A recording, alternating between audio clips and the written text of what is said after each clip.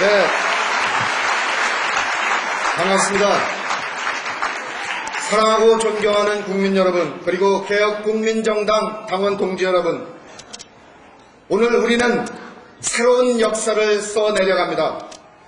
부패한 돈이 아니라 당원이 내는 깨끗한 돈으로 움직이는 정당, 정치 몰입회가 아니라 생활인이 움직이는 정당, 그리고 무엇보다도 국민 두려워할 줄 아는 정당, 개혁국민정당의 첫 발을 힘차게 내딛습니다.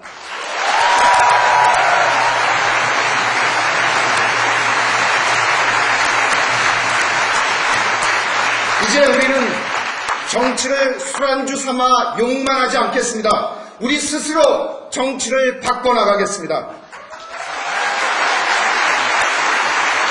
평생을 함께할 정당, 아이들 보기에 떳떳한 정정당당한 정치를 펼쳐나가겠습니다. 오늘 우리는 전 당원의 직접 투표로 노무현 후보를 우리 당의 연대 후보로 공식 결정했습니다. 여러분 노무현 후보를 진심으로 지지하십니까? 노무현 후보와 함께 12월까지 같이 전진해 나가시겠습니까? 노무현 후보와 함께 민족사 최초로 힘있는 민주정권을 만들어내시겠습니까? 그렇습니다. 우리에게는 노무현 후보를 지지해야 하는 명백한 이유가 있습니다. 그것은 바로 우리의 민족사가 지금 우리에게 노무현 후보를 지지하라고 명령하고 있기 때문입니다.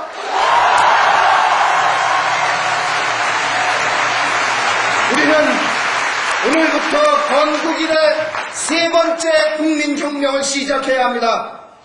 첫 번째 국민혁명 4.19는 5.16의 분합발에 짓밟히고 말았습니다. 두 번째 국민혁명 6월 항쟁은 양김씨의 분열로 완성되지 못했습니다. 이제 우리는 87년 이래 분열과 오역의 15년을 뚫고 우리 민족의 밝은 미래를 열어가기 위해서 세 번째 국민혁명을 시작해야 합니다.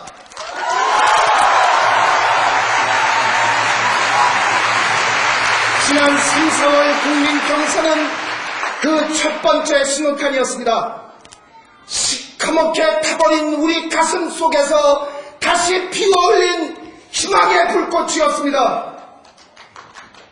민주주의란 대통령을 국민의 손으로 직접 뽑는 정치적인 제도만을 얘기하는 것이 아닙니다. 재벌 중심의 경제정책이 아니라 이 재벌 중심의 경제정책으로 한줌도 되지 않는 특권 부패층을 만들어낼 것이 아니라 중산층과 서민을 위한 경제정책을 펼치라는 얘기입니다. 지역으로 나뉘어서 집단 패싸움을 하는 것이 아니라 정책으로 토론하는 나라를 만들자는 것입니다. 냉전적 사고로 민족을 분열시킬 것이 아니라 평화를 정착시키고 민족의 번영을 추구하는 나라를 만들자는 얘기입니다.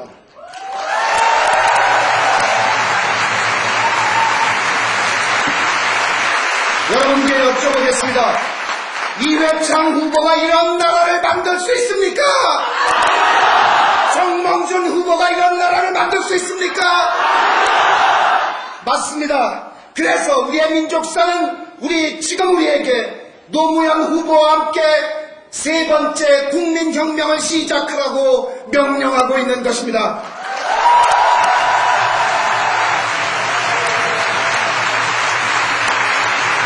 그런데 도대체 이 어찌된 일입니까? 민주화 세력의 법공을 잇고 있다는 민주당, 서민과 중산층의 정당이라는 민주당의 일부 사람들, 심지어 스스로 개혁파라고 주장하는 사람들까지 정몽준을 얘기하고 있고 몽당으로 넘어가고 있습니다.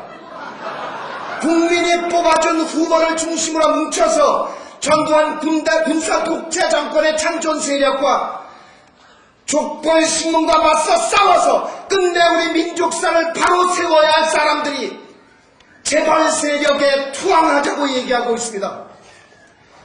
도대체 당신들 뭐하는 사람들입니까?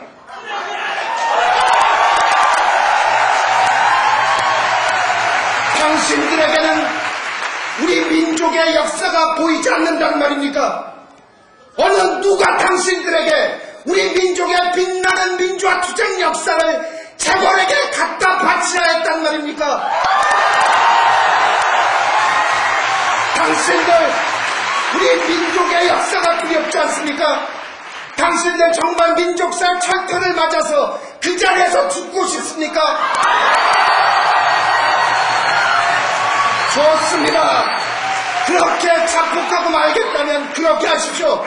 말리지 않겠습니다. 아니 제발 빨리 나가 자빠지십시오.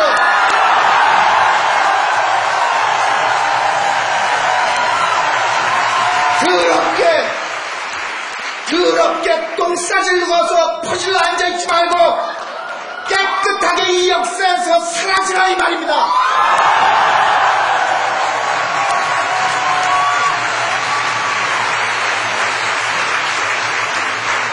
국민 여러분, 그리고 당원 동지 여러분, 우리는 잘 알고 있습니다. 71년 대통령 선거에서 박정희 후보가 쓰기 시작한 지역감정 부추기기, 이것이 우리 민족을 얼마나 굶게 해왔는지, 80년 광주와 87년 분열 그리고 90년 3당 합당이 우리 민족을 어떻게 분열시켜왔는지 우리는 너무나 잘 알고 있습니다. 군사 독재와 그들의 잔존 세력 그리고 족벌 식문이 손을 잡고 이 지역 감정을 어떻게 악용해왔는지 우리 지긋지긋하게 잘 알고 있습니다. 이 지역 감정이 지금 우리 노무현 후보를 흔들고 있다는 건 너무나 잘 알고 있습니다. 노무현이 DJ 양자라고요? 맞습니다. 양자입니다. 그는 DJ의 자산과 부채를 그대로 승계하겠다고 얘기하고 있습니다. 생산적 복지와 남북의 평화 교류 협력 정책은 그대로 이어나간다고 얘기합니다. 그러나 인물과 인사와 부패 정책은, 부패 문제는 반드시 해결하겠다고 얘기하고 있습니다.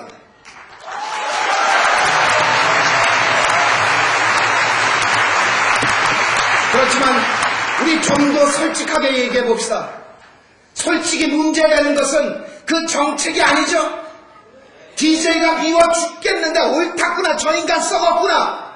그런데 노 후보가 당선되면 부패를 척결하지 않을 것 같아서 싫으신 것이죠.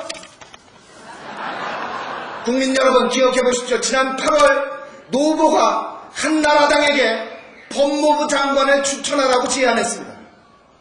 법무부 장관 뭐 하는 자리죠? 검찰총장을 임명합니다. 검찰총장 부패를 수사하는 자리입니다. 이게 무슨 얘기죠? DJ가 현역 대통령에 있는데 그에게 부패 혐의가 있다면 너희들 한나라당 지금부터 수사해 봐라 이겁니다.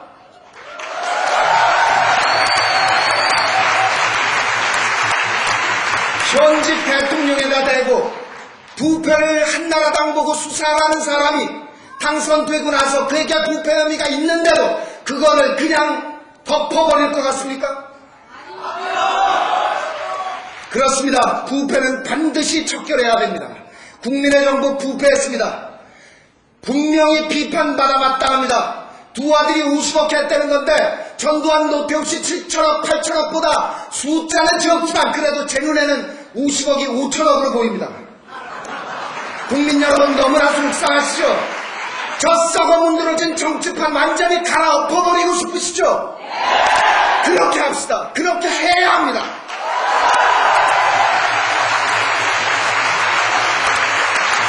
부패는 정경유착에서 시작됩니다. 이것 찍어냅시다. 정경유착은 선거에서 시작됩니다. 선거 때마다 재벌로부터 수십억 수백억 받아 챙기고 당선된 다음에 감멸하고 부패입니다.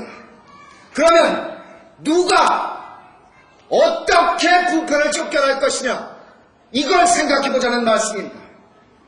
바늘 도둑이 소도둑 된다고 헤쳐먹은 놈들 노냥 헤쳐먹습니다. 지금 한나라당의 뿌리가 어디죠? 그 전에 신한국당, 그 전에 민자당, 그 전에 민정당입니다. 전두환 노태우가 헤쳐먹은 7, 8천억 다 어디 갔습니까? 지금 한나라당의 중심 세력을 이루고 있는 민정계 사람들, 그 돈 받아 정치해먹은 사람들입니다. 그런데 한나라당이 부패를 척결한다고요? 속아 웃습니다.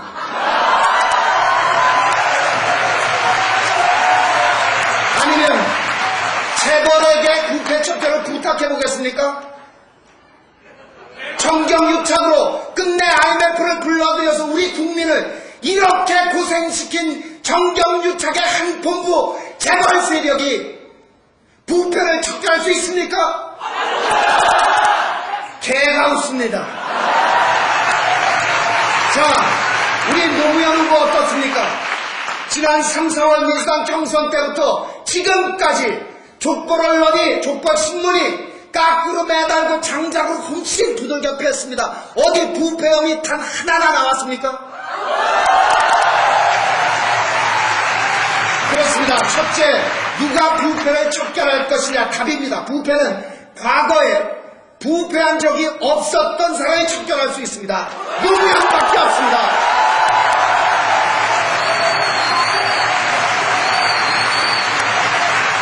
두 번째, 앞으로 어떻게 부패를 척결할 것이냐 이겁니다.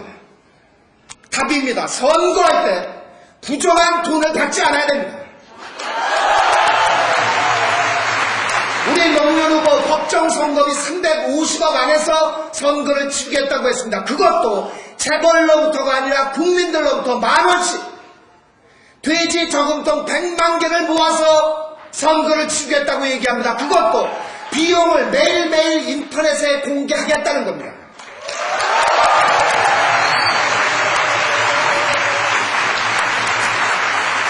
사랑하고 존경하는 국민 여러분, 이회창 후보로부터, 정몽준 후보로부터 이런 얘기 들어보신 적이 있으십니까? 도대체 이것보다 더 확실한 약속이 있을 수 있습니까?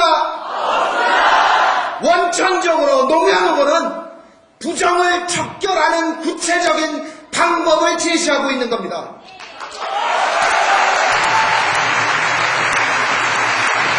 자, 이제 우리가 나서야 합니다.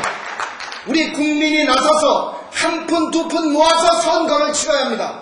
우리가 깨끗한 돈으로 정치를 깨끗하게 만들어줘야 됩니다. 10,000원씩이 아니라 10만원, 20만원씩 냅시다. 저도 오늘 준비해왔습니다. 형편이 드는 사람들은, 좀 여유가 있는 분들은 10,000원이 아니라 100만원씩 좀 냅시다.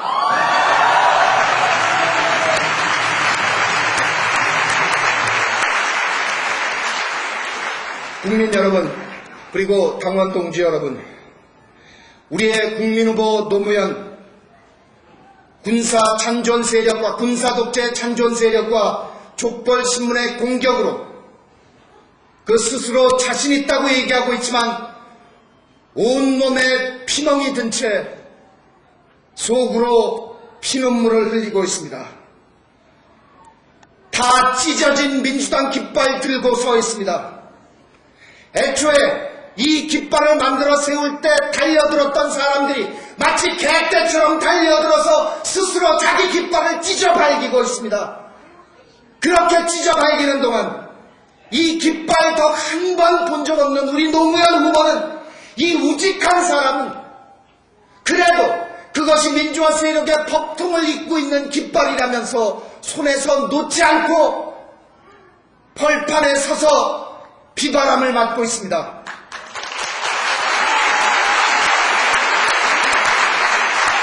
그가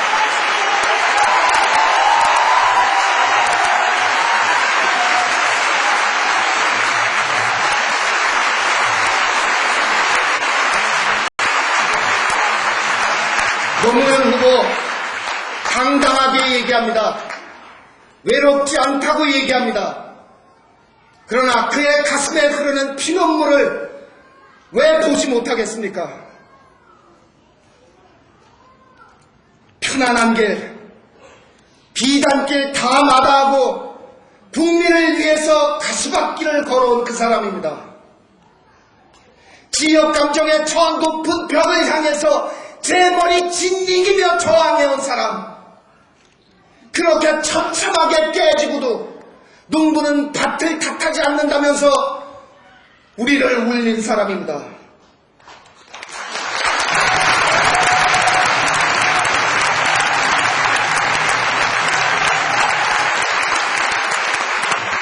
국가와 민족의 분열되든 말든 자신들이 집권하면 그만이라는 조폭신문들과의 전쟁을 선포하고 그렇게 무참히 짓밟히면서도 끝까지 싸우겠다는 용기 있는 사람. 사법연수원 끝날 때 판사 임명 신청하지 않으면 장인 때문이냐? 아내가 시댁에 눈총 받을까 두려워 아내를 위해 먼저 판사로 시작한 사람입니다.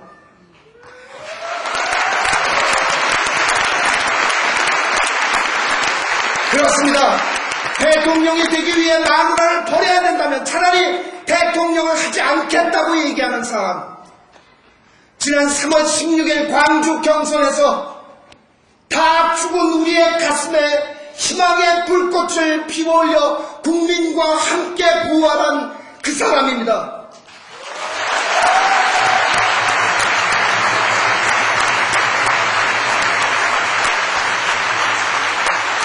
바로 그 사람이 지금 피눈물을 흘리고 있습니다. 맞습니다. 그가 실수한 것도 있고 아쉬웠던 부분도 있습니다. 그렇지만 87년에 양김의 분열만큼 그렇게 그게 잘못된 일입니까? 87년에 양김이 싸우는 걸 보면서 이러면 지는데 국민들은 다 아는데 지들만 이긴다고 끝까지 우기다가 민족사를 쓰레기통에 쳐박은 양김만큼 잘못한 일입니까? 그런데 왜들 이러십니까? 비판적 지지도 필요 없고 후보 단일화도 필요 없고 독자 후보도 필요 없습니다. 우리 역사가 요구하는 후보는 지금 노무현밖에 없지 않습니까?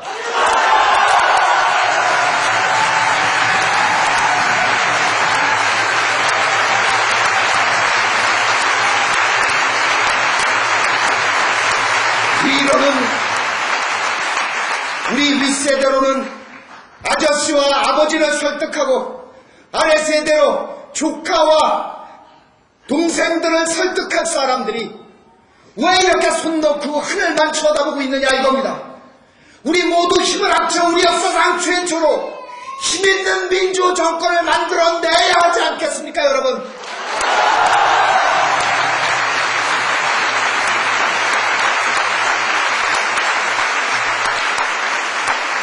지난 3, 4월 노무현 돌풍은 민족사를 바로 세워야 한다는 사람들과 뭔가 새로운 정치를 바라는 사람들이 뭉쳐서 만들어낸 힘이었습니다.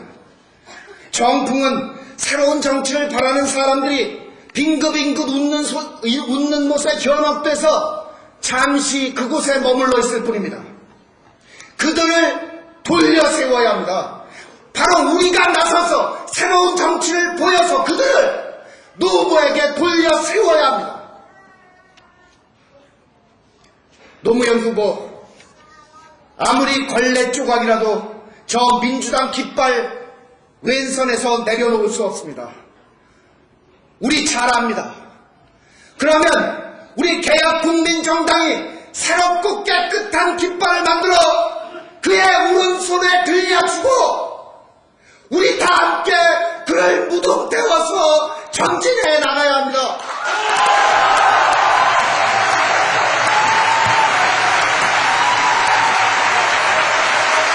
그 깃발에 시정착된 정치 무리매들의 손이 감히 닿지 못하도록 그 무덤을 하늘 높이 지켜 세워서 끝까지 가야 합니다.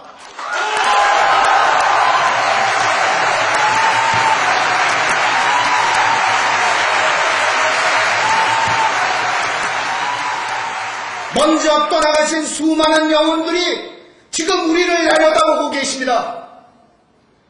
김구 선생님, 장준하 선생님, 전태일 열사, 박종철 열사, 이한열 열사가 지금 우리를 지켜보고 있습니다.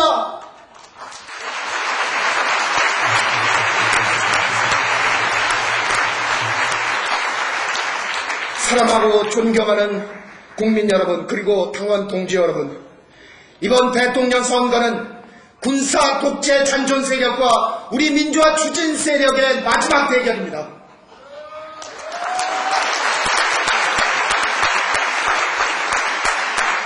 여러분께 마지막으로 여쭙겠습니다. 여러분은 끝내 IMF를 불러서 국민을 고통에 몰아넣었던 특권과 재벌의 정권을 원하십니까? 그러면 서민과 중산층의 눈물을 닦아줄 힘있는 민주 서민 정권을 원하십니까? 여러분은 지역감정을 부추기는 국민 분열을 원하십니까? 그러면 지역감정을 극복할 국민 통합을 원하십니까? 여러분은 냉정적인 사고로 민족의 에너지를 소진하는 민족 분열을 원하십니까?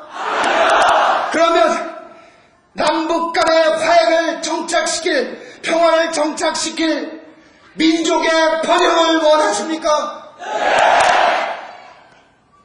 더 이상 소리를 낼 수 없습니다. 이제 저는 여러분 앞에